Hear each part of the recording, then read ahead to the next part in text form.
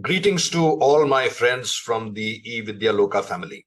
My name is Captain Raghuram, and I'm very happy to share this auspicious day with you, where we celebrate our 75th anniversary of our independence.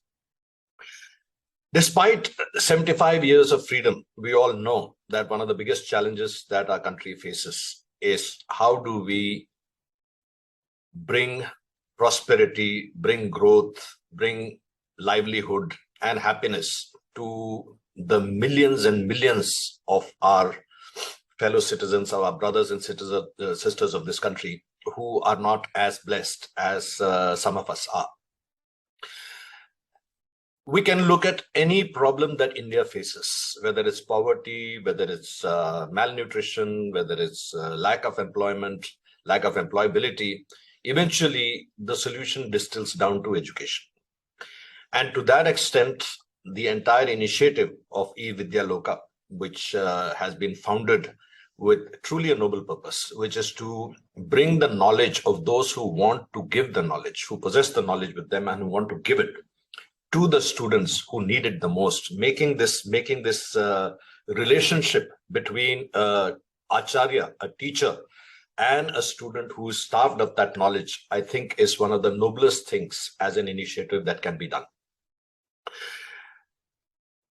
I have a few thoughts that I wanted to share with you on this occasion. The first being that the problems of the future are not going to be simple problems. They are not going to be problems of simply roti, kapda, or makan. They are going to be far more complex problems. They are going to be problems of climate change. There will be problems of sustainability.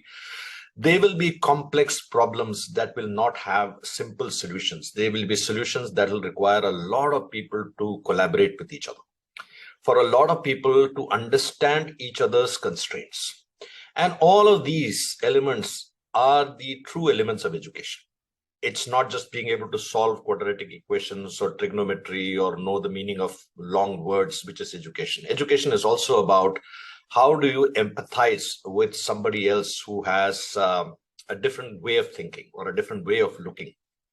To that extent, I think eVidyaloka probably is one of the institutions which is able to integrate its students and its volunteer faculty and its supporters in a far more pan-national way, because as I'm given to understand, and I watched a few of your videos, students could be getting educated by a teacher who could come from any other part of the country. They could be classmates, so to speak, who share the same platform belonging to different parts, different regions of this country, which they may not at this juncture even have the ability to go and see physically, but still they will be able to share each other's points of view, each other's perspectives, each other's cultures. And to that extent, I think as a platform, online education platform like eVidyaloka has probably got a far more powerful potential of imparting a holistic education and not just an academic education.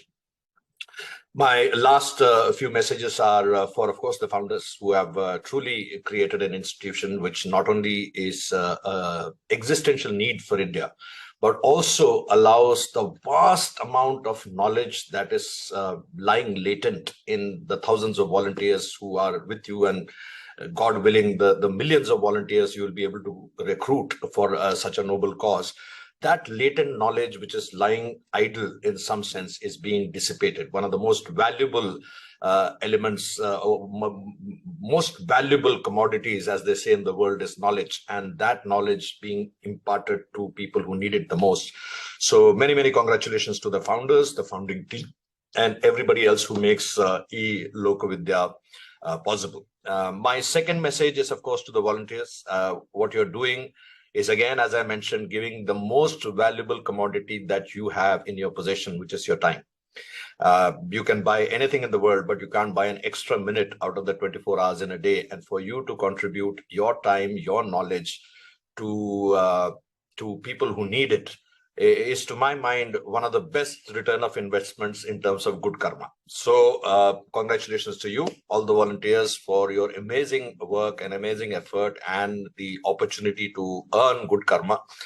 I'm pretty sure that not in addition to just teaching, all of you volunteers also have an additional responsibility, which I'm sure you're doing, which is of recruiting other volunteers, which is to make sure that the volunteer base is increasing in proportion to the requirement of, and we know even if the volunteer base multiplied by 10 times, it will still fall short of the requirements that are there in terms of the number of students who need to learn. My third message is to the supporters, the donors, those who have donated and supported eVidyaloka Vidyalaya, not just from a commercial point of view, financial point of view, but also from their mind share, from their contacts, from their relationships, to enable this initiative to grow and to permeate into each and every village of our country where it is required. And lastly, to the students themselves, you are truly lucky. Those of you who have enrolled into eVidyaloka Vidyalaya are truly lucky that you have been in a generation. You've been born in a generation, you're born in a place, you're born during a time and have won, in some sense, a lottery which allows you to access information that even 5 to 10 years ago, your seniors or your elder siblings might not have had the ability to access that knowledge. Therefore, you have a very big responsibility. And your responsibility is to not only extract the maximum amount of knowledge that you can. Yes, online teaching is not as intense as maybe a real classroom teaching, but it has its own benefits. It has benefits of getting multiple faculty. It has benefits of getting knowledge from teachers who may be sitting thousands of kilometers away. It has the benefit of getting a multiple different kind of instructors teaching the same thing. All those benefits are there in the online side.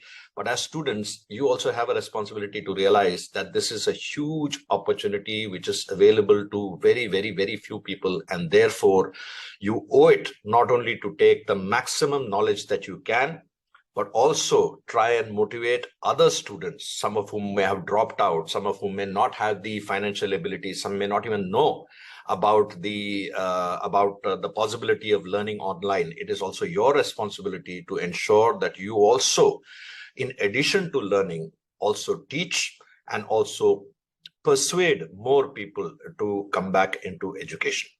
I wish you all the very best for your venture, for your studies, for this initiative. And I hope to meet you personally. And I hope that I will very soon become, at least for 1 or 2 lessons, a volunteer in the program that you're running. Thank you very much for this opportunity to speak with you. All the very best. Jai Hind.